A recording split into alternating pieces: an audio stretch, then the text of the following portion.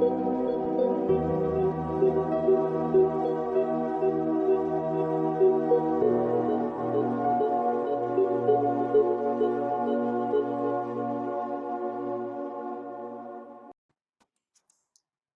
day, gems and jewels, gods and goddesses. I am your host, Corinthia, and this is Power in My Pivot. Power in My Pivot is a live broadcast where we discuss how ordinary people, such as you and I, have become extraordinary in our own right through the power of pivoting, turning, changing, and moving our lives from prescribed directions and mass societal roles and conditions. This is a show for men and women, kings and queens, dukes and duchesses, and everyday people. The time has come for us to control our own narrative and to set the stage by example. On today's edition of Power in My Pivot, we will explore intimate details of what it truly means to be a forerunner in places and spaces where you are the first and no one else looks like you. I've coined this edition of Power in My Pivot, daring to be the only, making a path where there is none. Stay tuned.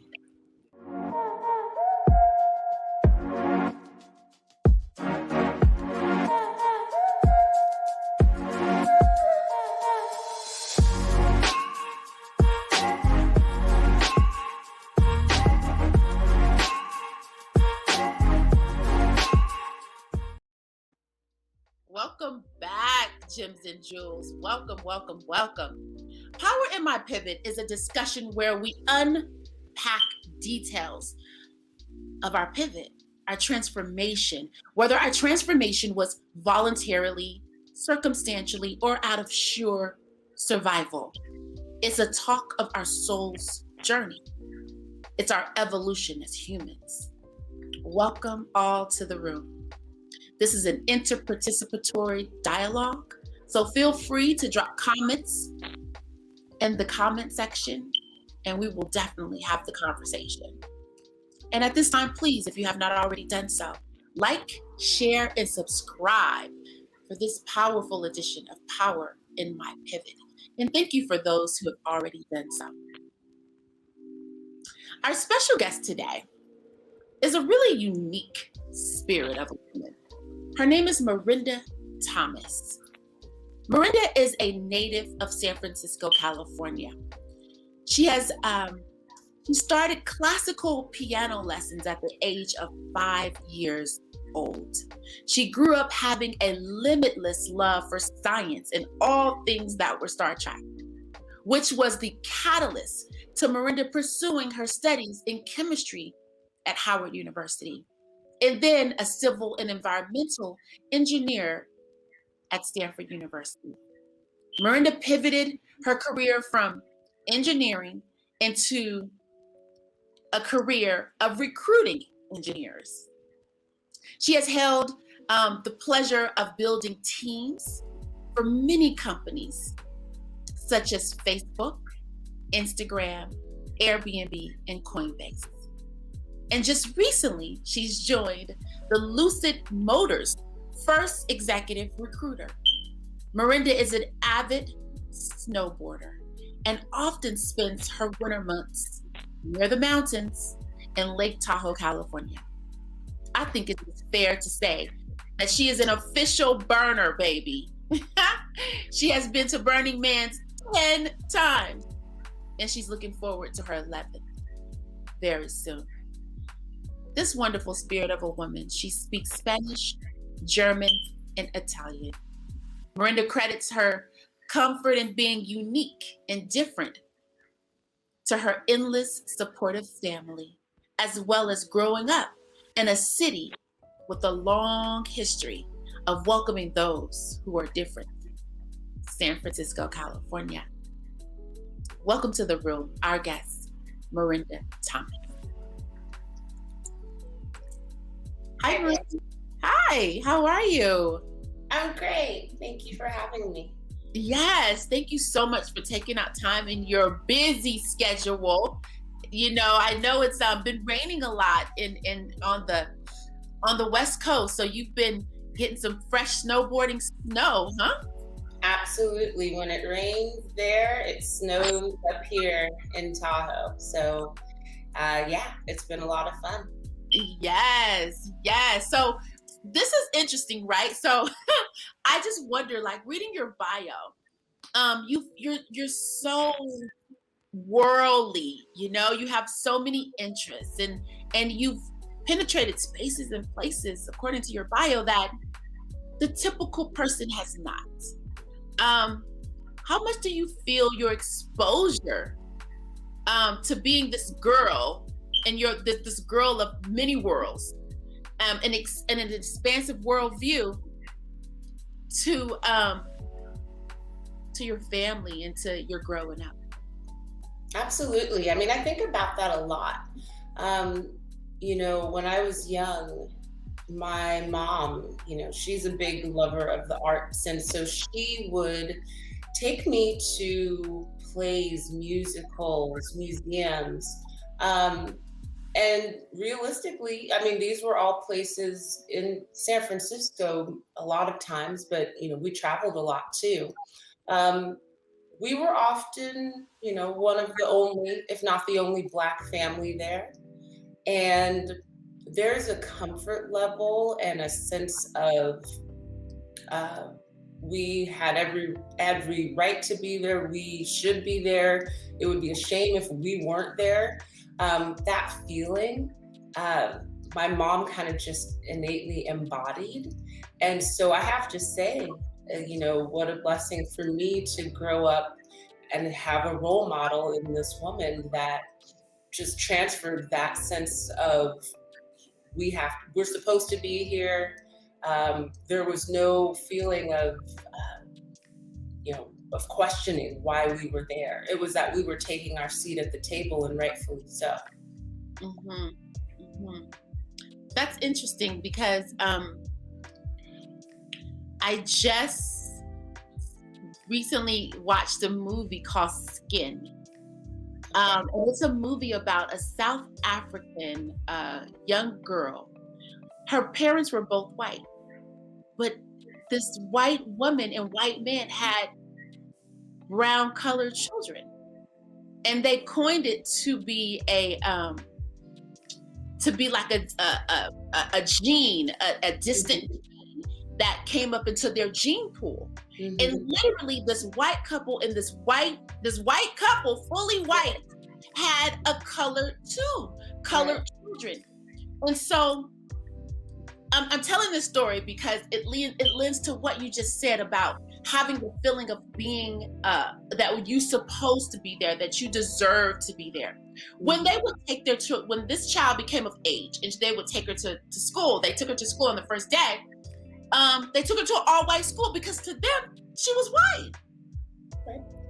Her parents were both white, straight legitimate, no adoption, no Mhm. anything like that, That's right? probably that may be the only school they thought knew to take her to. Of course, because they were white people. But Right. when she walked in the school, there was this look. And in the movie, she asked her mom, "Why are they staring at me?" Like, Mhm. to her, she was white as well. She reflected To her, they reflected herself, which Right. we right? So she was like, "Why are they staring at me?" She just didn't get it. And her mom said, she blew it off and just kind of just settled her in for the day. Um, have you ever felt? Wait, first off, I just want to know, when did you always know that you were different? That you looked, your skin color were different, or was there one day that you said, "Wait, I'm a different color"? Had you ever had that experience of looking at the world where it was colorless and you discovered that actually there is color? That's a really good question. Yes and no. I want to say that some of my worldview is very shaped by being a child growing up in California.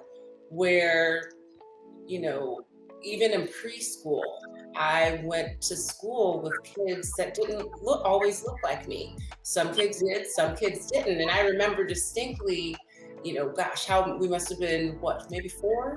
One of my like little buddies, Miguel, he was Mexican. And I remember we used to play with each other's skin. We would just like have fun touching each other's skin and like noticing the difference. I still remember that feeling, and that us sharing kind of this kind of cool, almost unspoken kind of joy and understanding of, ooh, we're different and we get to play together. Like that wasn't, and it shows you kind of what the mind of a child is in that situation. How you say, we're kind of born colorblind. And in that sense, I don't like to ever use the phrase colorblind. I think we need to see color. I think we have to see that. I don't think we need to negate it in order to get along. But I think, if anything, we need to respect, honor, like just understand all of these different colors. That's what makes us beautiful. But that stare that you mentioned too, I've been in places, and even as an early child, where you have to think to yourself, what does that stare mean, right? And it was only as I started to really kind of go outside of my kind of geographic comfort zones, even as like a teenager, that I started to have different perspectives on what the stare meant. For example, I grew up singing, and we had a chance. Shanghai is a sister city to San Francisco, and there was a big cultural exchange year. I want to say maybe in the mid 90s. We had a chance to go to Shanghai, learn some songs in Mandarin for this trip. And I remember we were just on a normal like metro bus trip, going to go do some touristy things on our day off, and getting that stare from, everybody on the bus. And, that was maybe one of the first times that I thought about it. And I was like, well, if I'm, sitting in Shanghai and I'm Chinese and see someone like me get on the bus, well, yeah, I guess I'd kind of maybe stare a little bit too. And then the question I had to ask myself is that stare bad? What does that stare mean? And that was the first. Make you feel, because like we go through the world and we oftentimes intellectualize, and we're not in our feelings. Right. How does it make you feel? It made me definitely feel on the spot. It made me very aware of being different. But at the same time, I don't know, a part of me just kind of accepted it. Like, yeah, I am different, and that's okay. In fact, that's good. So I remember by the time I got off that bus, I was happy that all those people got to see me. I was like, you're welcome. I'm happy I got to bring a little bit of this chocolate Africanness to the bus in Shanghai. You're very welcome. Hope I get to do it again. I remember you sharing a story with me about when you were in, I think it was not Cuba. You were somewhere where you shared a story about the kids had stolen something from you. Yes. And by you being Black, that part played a piece. Do you remember that story? I remember that incident. I don't remember that context of it in terms of it, me being Black necessarily. It was a little bit. It wasn't me being Black so much as I wasn't Mexican, and that I was probably obviously a tourist. So I don't think they expected that I, one, spoke Spanish, and that, two, I was kind of on to their little street hustle as quickly as I was. So they learned very quickly. Didn't you end up getting back the thing that they stole from you? Oh, absolutely. because of you having the knowledge of the street hustle and speaking the language, and they thought they were just kind of like, fadangle, right? Yeah, and you know what? And this was one of those, a lot of people talk about, well, code switching or having this duality, right? Lots of different people have that experience, especially in America. But, there was a moment where I got to play both sides of the coin because there was fortunately police in the area. So I got to play oh, help me, I'm an American tourist. I played that card. And then while the police were coming over, I said to the kids in Spanish, I said, look, you guys can walk away right now if you just give me my stuff back. I'll just walk away and nothing happened. And you know how quickly those kids gave me my stuff back? And by the time the police came, I said, oh, everything's fine. I don't know what happened. I didn't understand. Right. So it was nice to be able to live in two worlds for a minute. So I want to be clear about what this show is about, right? So this show is about Black people in particular, brown people across the world being in spaces that we typically don't penetrate, that we typically don't show up in, right? Mm-hmm. So you were chosen, Marinda, because you do have this extensive experience of being the only in so many levels of your life. College, going to Stanford and majoring in engineering, as an engineer, master's, and also in spaces of snowboarding. You don't see, as Black people, there's a such thing that we say as Black folks don't do that. Oh yeah. Yeah, I occupy that space a lot. Yes, and you know what? I do too, because I like to go and swim in Lake Mead here in Las Vegas. Right. And a lot of Black people go, the water's clean up there? Yeah, and I'm like, yeah, the water's clean, right? So, Marinda, when were you made aware that the life that you lived was one narrative and not the narrative for the Black woman in America? Yeah, that came about pretty early on, I have to say. It's interesting when you look at little kids and little girls and little boys. I think a lot of child psychologists say there's that point where little girls are kind of they're more dominant, they're more outspoken, more aggressive as younger girls. And then you kind of have that the preteen to teenage stage where that dynamic shifts. All of a sudden, girls become a little bit less confident. Boys, they become a little bit more dominant and assertive and aggressive in what they're doing. Mm-hmm. And so I felt that shift, I didn't know that at the time, I've just read up on it later as an adult. But so as I kind of shifted into my preteen, teenage years, I became a lot more introverted, introspective. And that was when books really, I'd always loved reading from a really early age, but that was when books really took over my world. And I remember, that was something, sometimes you could even get teased about, like, oh, what are you just reading a book right now? Like, that wasn't always the cool kid thing to do.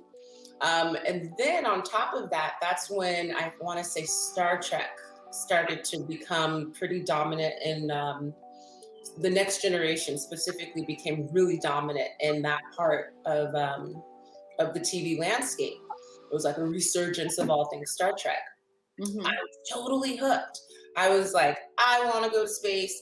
This is super dope, and, even better than the original series, Star Trek, that Next Generation, it had Black people in space, not just one, the original had Nichelle Nichols, playing the communications officer, kind of like almost like this stereotypical, maybe the Black secretary, right? Mm-hmm. Now we had the chief science officer, the chief engineer, actually, LeVar Burton, Black. Mm-hmm.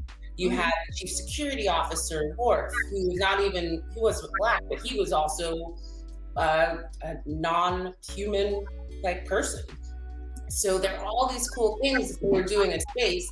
And again, it wasn't really that cool. So I had to ask myself at that early point in my development, is the opinion of others more important than what I think about myself and also the things that I enjoy?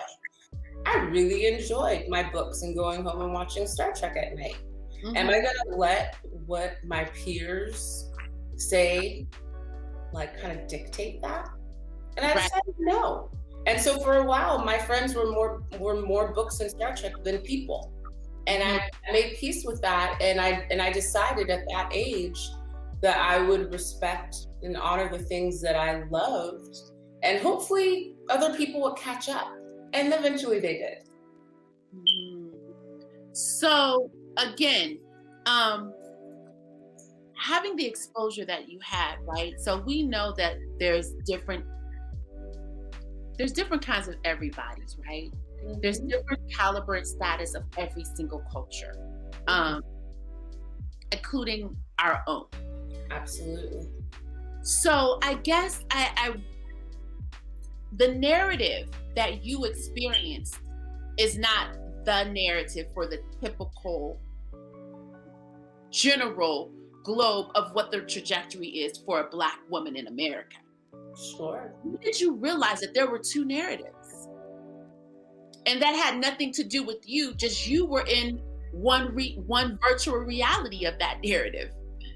I still encounter the duality, the multiplicity of those narratives, you know?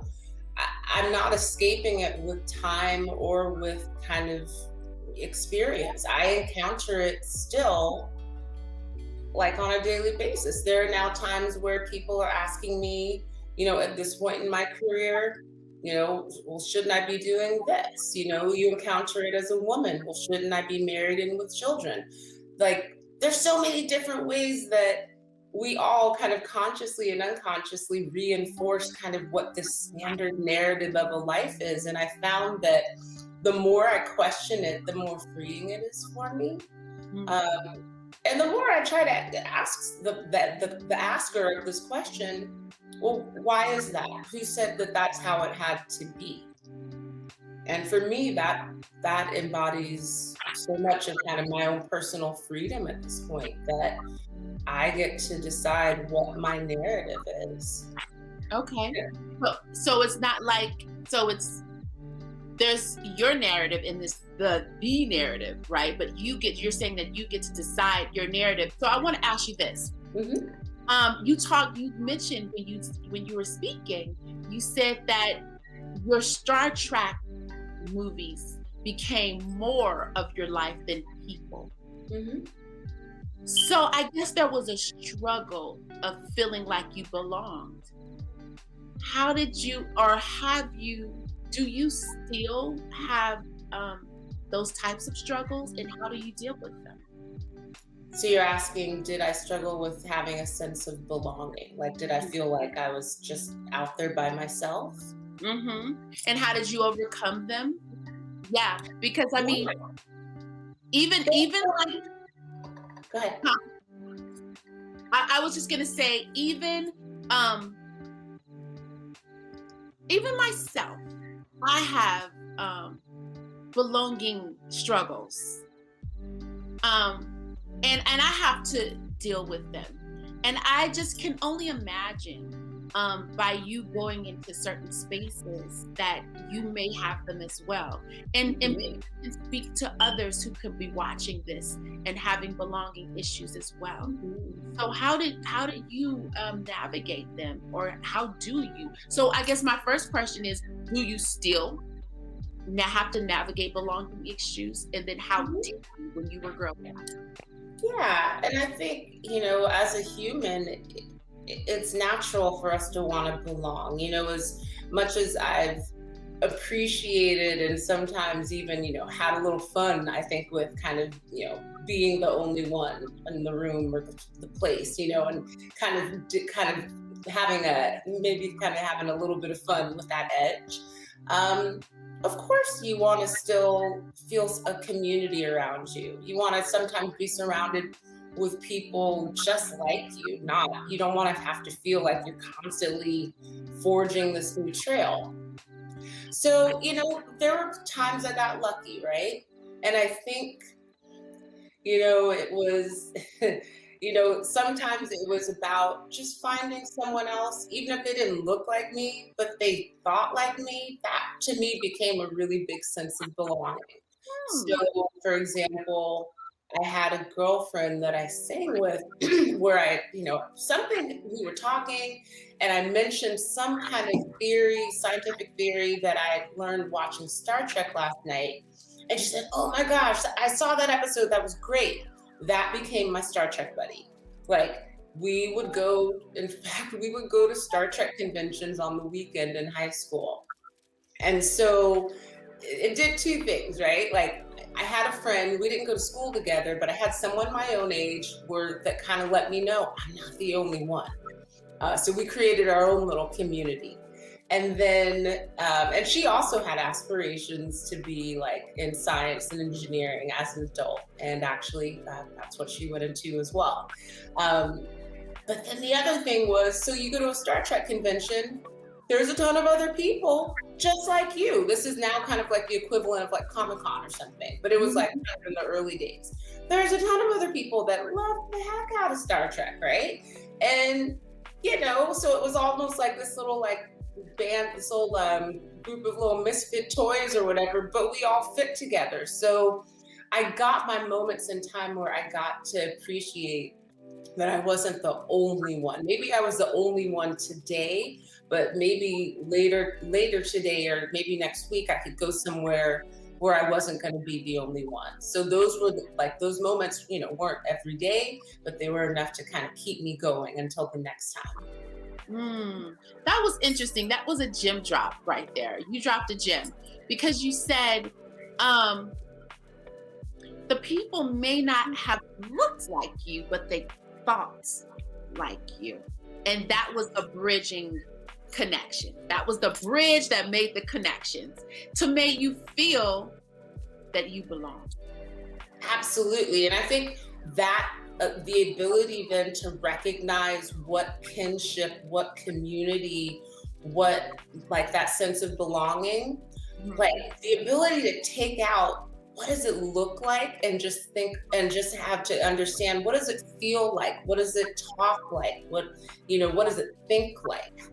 That's when all of a sudden my mind just went like, on this planet, I have lots of community probably, but it doesn't always look like me. It doesn't always walk or talk like me. That became my fascination then with languages. I was like, what if I have a soulmate somewhere in Guatemala and we just speak a different language right now? Like, who knows? So it really, that just kind of, to me, it let me kind of get out of my own way and really start to open up how I defined a community even. Interesting. I had asked this question and I had come up with this question that I wanted to ask you. And, you've answered it in other ways, but it has a different twist to it. So I'm going to ask it. Okay. So, I am statements or affirmation statements. I am, where we affirm who we are, whether that be positive or negative. So we have to be careful in what we put behind I am, right?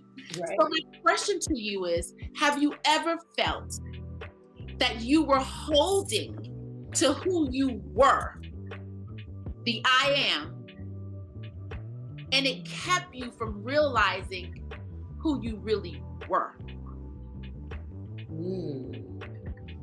Like, did that I am statement somehow get in my way? Yes. Yeah.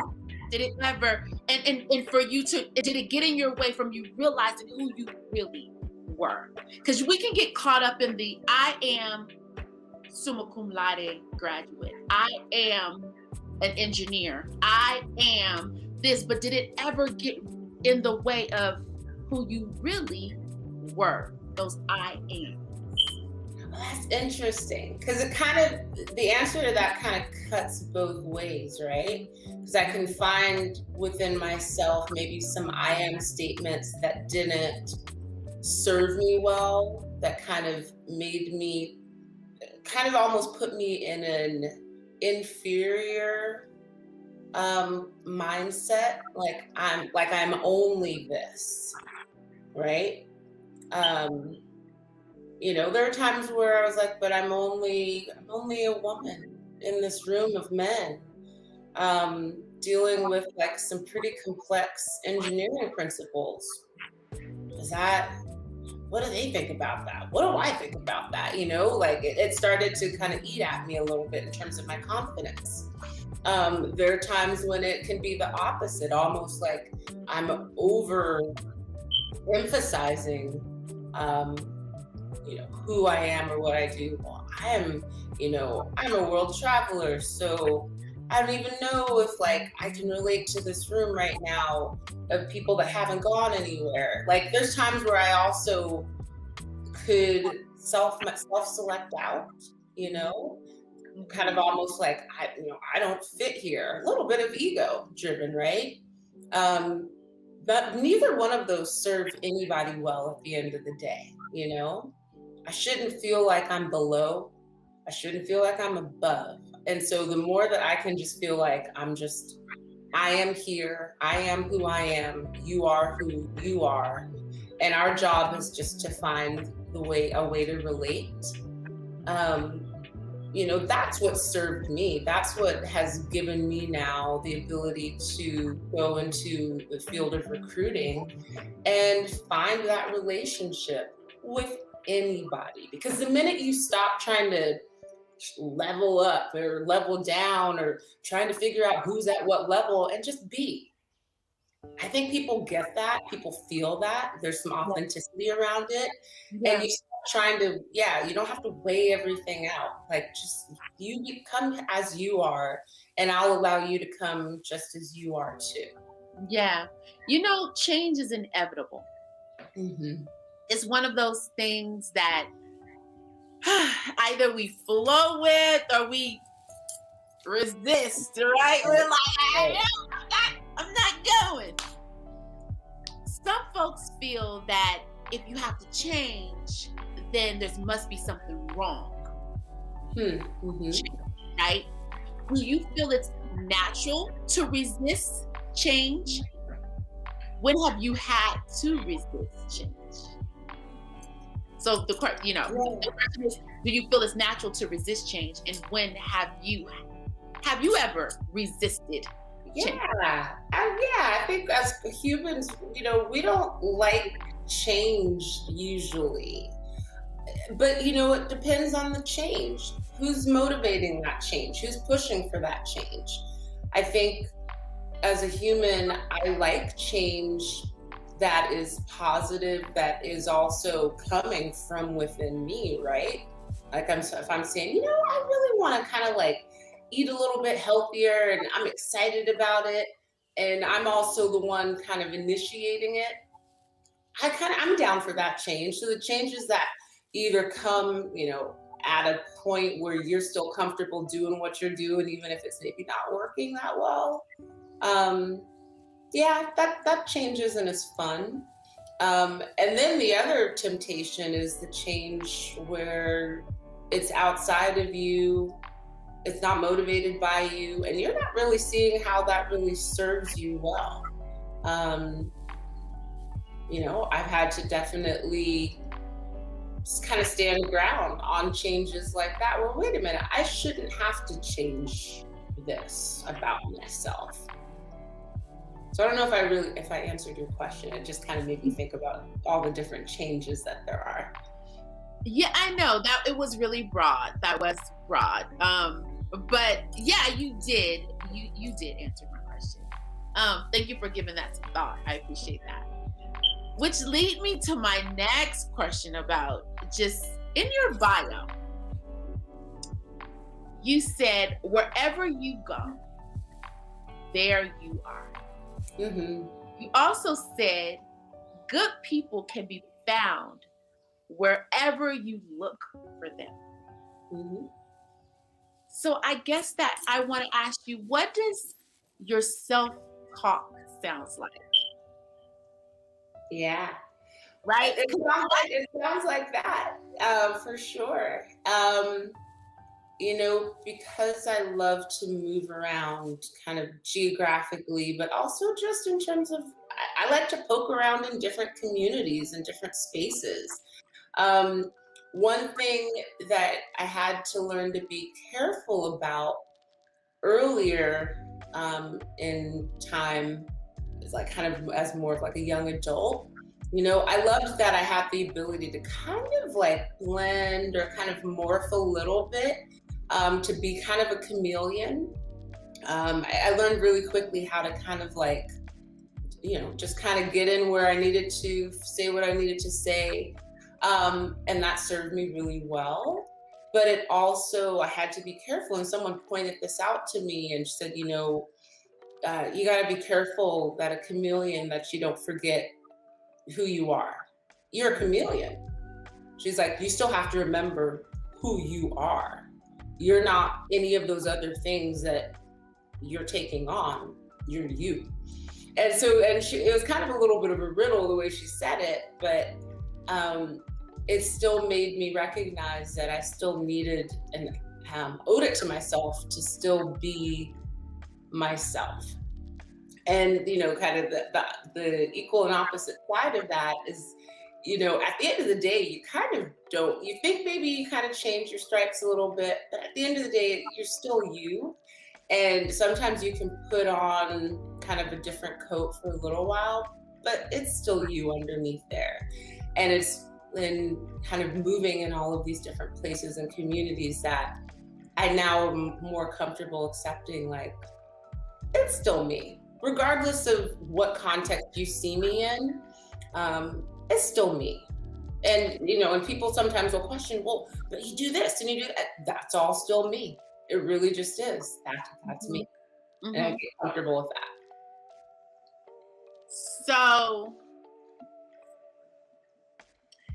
there's two ends of your spectrum, right? So there is all this awesome stuff that you do and who you are, and where we are not in those spaces a lot of times, right? So, um, and at that level of doing the things that you do, we're not in those spaces many times.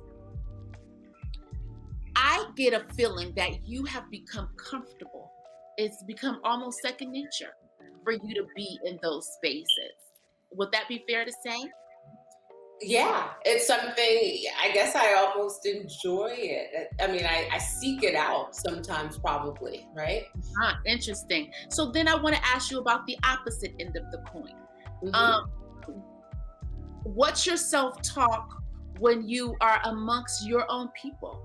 Hmm. When you're in a space of nothing but your own kind?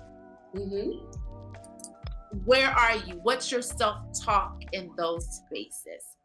And how do you connect?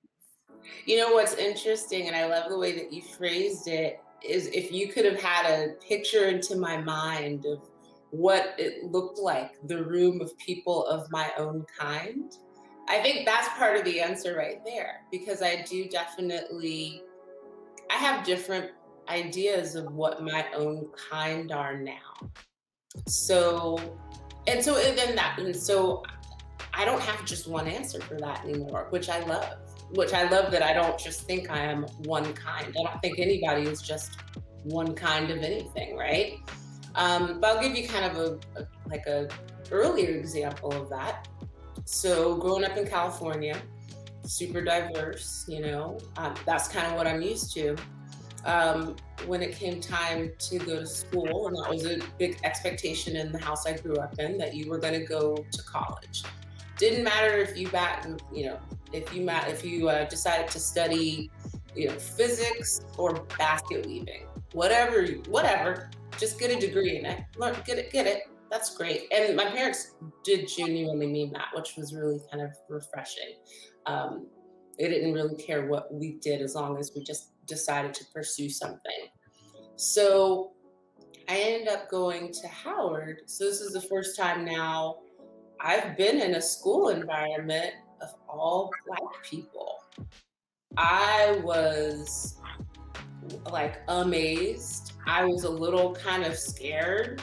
I was like, well, what is this? I don't even know what that means right now. Like, I you can know, see. I Yes. was like, my mind just went, "Rah," like it just almost couldn't compute like what was about to happen. All I knew was, okay, like I'm doing this.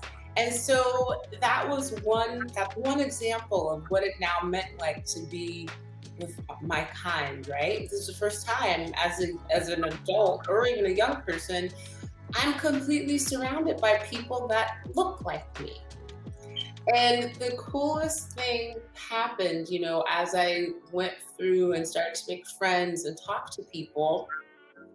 Again, there were so many different kinds. So, I'm in a school with 10,000 different Black people. There's 10,000 different versions of Black in that space. It was so cool to recognize, I had my little California crew contingent, and we could totally relate to each other on a few things, right? And then, but it became very clear. It's like, oh, but I like Black people from Chicago. I'm feeling this. Like, they like house music like I do. They're nice. Like, they were just very nice. Like, it was like the Midwestern thing. They were just really easy and open to get to know. And then I'd be like, looking at the people from New York, and I was like, ooh, I was like, what's going on over there? New York's got like flavor. Like, oh, it's different over there. And then all of a sudden, I was like, yes, like this is us. And it gave me like another spin on community and that sense of like who we are as Black people, and just how beautiful and vast the diaspora was, being able to hang out with other people my age that were just like from Africa, from the Caribbean. Like, it was so awesome. Nice. That's beautiful. Yeah. So I'm going to take you from there to a ski slope. Yes. Right? So you are a snowboarder. Hardcore Snowboarder.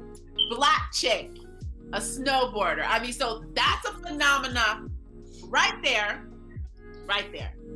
So tell us, share us, what's the highest lift peak that you've taken head on? What's the highest? I want to say probably 14,000 something feet high. I lived in Colorado for a little while, and Colorado is known for its really high ski slopes. And so I think I was at the top of Breckenridge, I think it is, where the ski lift takes you up to like the highest point. I want to say maybe the second highest point in North America, at least. Yeah, like you're on the top of the world. It feels different up there. Yeah, and it's cold. And wow, I couldn't personally imagine such a feat, such a thing. Would you say that if I asked you, when do you feel the most alive? When do you feel the most alive? Is it at that 14,000 square foot mountain that you're about to like jump off and snowboard down? I would say that moment once you're coming down it and you have to be in the zone at that point. Like, you're going fast. You're going probably too fast. You have to be completely in the groove with your body positioning, where you are in relationship to the mountain, the snow, how firm it is, how soft it is. Like, you just need to be, your senses need to be working on every single possible like inch that they can. And so, yeah, that is one time that I feel very alive. But I can feel that same moment looking at the ocean, sitting still on a beach. My senses, again, feel every little inch of what's happening around me. But yeah, coming down a mountain fast does make you feel pretty alive. It's pretty fun. I bet. So we brought up in your bio that you are a burner. Uh, Hmm. and this is a term. Burner is a term for a lifestyle. It Would is. would you say that would be it? And it's a lifestyle around this event that happens called Burning Man, and Hmm. it's um it's kind of like a euphoria of living. How would you describe being a black burner? Because I gotta bring in race. Of Okay, course. we Yeah, kind of this is the piece that opens up the portal of our minds when it we is. actually listen to an interview of somebody that does a thing that we typically don't do or don't hear about. Right. So what is that how do you connect with that? Is that still on the level of people that don't look like you but think like you? In a lot of ways, yeah. Burning Man, just by its principles, it started small. What it is today is really different from how it started, and that some people would argue is good, some people would argue not. Whatever you call it, it is kind of like a social experiment that's gone really big now. It's an experiment in living. It's an experiment in kind of casting out a lot of normal, traditional kind of life infrastructure, and just coming out to a place where, with the ideal that, you bring what you need to survive, you take care of each other, you don't bring money, you bring yourself, your art. You personally can be your own art out there. A lot of people show you that. And you just come with this willing spirit. So to do that as a Black person in that space, it is different. It's a little different, right? Because first of all, you're going to look around and you're going to say, well, there's not that many of us out here. Now, some of that has to do with where it takes place, right? It's out in the desert and it requires camping. Those are two places that, again, you may not find as many Black people, at least in the US, right? Um, but that's not to say that there are Black people that don't do that, that don't love that. But some of it is a little bit self selecting. Um, but it's such an incredible experience to be around a group of people that for at least a week try to take on and embody a little bit of a different, like, framework for what society could be. And so then, when you someone says they're a burner, I think that is someone that tries to embody that and capture that spirit, not just in that one week in a festival mode, but just trying to live it. And I think a lot of people have been pretty good about that. I think it's like any kind of just framework for and guidance for life. If someone's going to be Buddhist or Christian, and then doesn't have to be religious in any way. Even though those were my easiest examples of it, but just someone that says these are kind of the principles that I want to live my life by, and I'm going to just try to do that on a day-to-day basis. Yeah, I could say that I feel like I act like a burner. Yeah. Okay. So then it would be fair to say that being a burner is almost like making the declaration of I am. Hmm. I am living life on XYZ terms. Hmm. I like what you said about, I like when you said that when you go to the Burning Man Festival, you don't take any money and Yeah. you rely on each other. Hmm. That's very interesting. So there is an underlying code of ethics and good principle. Um, Yes. I want to add, yes, Yes, and adding and bartering and providing and figuring out what can you provide? What is just you, without your car, without your money, without your education, or maybe it could be education. I mean, It could be any and all of these things, but what is your currency? It asks you to kind of to define what is your currency? If money were off the table, what do you bring? yeah, what is your Wow. contribution? And it makes you ask yourself, what do I bring? It doesn't have to be big. It doesn't have there shouldn't be a judgment around what that is, as long as you bring it's like a potluck. Everything you bring to the potluck table has a place on the table. That's right. So Right. so when you're out there and you've gone 10 times, Hmm. and mind you, this is a space too, like you said, you don't find as many Black folk people in the desert. Right. And what was the other one in the desert? And camping. In camping. Yeah. Trust me, I've tried. I've been like, you want to what? You want to come? Yeah, Burning Man sounds cool. Okay, what do we need to do? Well, we're gonna bring a tent. Oh, I've lost a lot of people along that, just right there. And that's like a little drop. So what was your currency? What was your currency? I try to bring a different currency every year. A lot of it has to do with there's camps. There are like kind of small little infrastructures that you get a chance to, you can come out there with another group of people and maybe have a group currency. So I've tended towards building currency with a group, for example. It tends to be kind of service oriented because that's just how I tend to work as a person. So I decided, well, that's me. So why should I be any different out there? I still want to do a service. So a lot of times that's involved food, not surprisingly, because I love to cook. So, creating a little, like I've joined camps where we did like a breakfast cafe. We did crepes for everyone in the morning. So, it required a little bit of sacrifice for you because you had to be the one coming in from the party, from the dancing, whatever it was, late night, coming home, start early, start cooking so that you can start feeding people as they're starting their day or ending their night, whatever it is. And so, yeah, like I found it in service. I also loved music camps where we provided either live or, DJ electronic music. And that takes a lot of infrastructure and planning too. So those are usually how I contributed.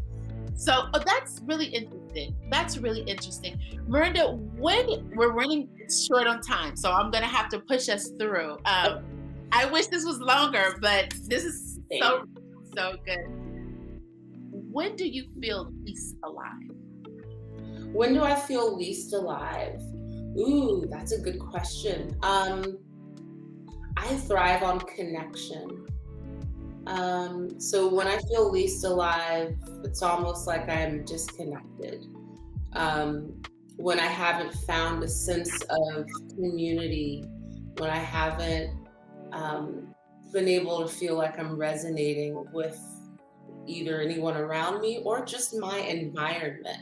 A lot of times that my connection isn't predicated on a person, a person-to-person connection, but even just feeling connected and grounded in my environment, feeling like I am supposed to be right here, right now. So when that feels off, that's not a good feeling for me. In 2 to 3 words, what would you say to a young girl who has a dream of becoming me? 2 to 3 words.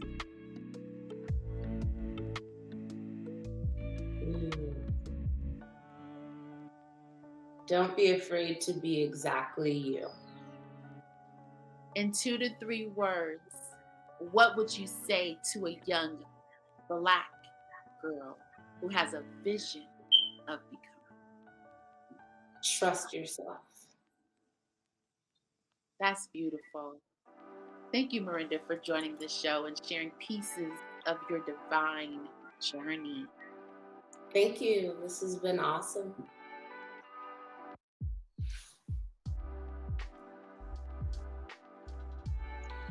Backstage, and I want to say goodbye before you go. you so Okay. much. This has been so rich. Keep blazing up those trails, keep sliding down those mountains, and keep I will. on serving the people you love and going outside of your boxes. Thank you so much for joining us. Thank you. Wow, wow, wow. How rich, how rich, how rich, how rich. You know, I love this show, and not because I'm the host, because so many people get a chance to share their innermost journeys with us. And I am so pleased. Miranda shared a piece of her, and she's definitely has broken the mold in more than two ways, right, in her journey. So that was just so rich. You can't make this stuff up. You just can't make it up. These are real people having real lives, baby, and pivoting. Yes. So the health tip this week, we don't only speak about a problem, we also render a solution. So this week's health tip is be open to a new thought of who you are, because change is on the other side of I am. I'm going to say that again. The health tip this week is be open to a new thought of who you are, because change is on the other side of I am. What inspired me for this edition of Power in My Pivot was a conversation that I had with being different. And to be transparent about the whole thing, it was a conversation about being different as a Black person and living outside of what most call non-Black activities, which in my opinion is a limiting belief. If you think this is an activity that is for Black people or not for Black people, right? I challenge each of us to reach for the courage and to stand on worthiness, and to know that we are capable and we matter in our pursuit to move our prescribed picturing. Let's picture another picture. As Miranda so eloquently shared with us, her journey of picturing another picture, even though some of her journey she was born into, right? But as she's grown, she's able to see her picturing and choose another picturing as she shared with us. Power in My Pivot is a live broadcast that happens every single Saturday at 11 a.m. Pacific Standard Time, 1 p.m. Central, and 2 p.m. Eastern. Kings and queens, let's pivot from basic to bona fide. And always remember that nobody is better than you, and you're no better than nobody. Said to me by a wise man. In the meantime, and until next week, remember that there is power in your pivot.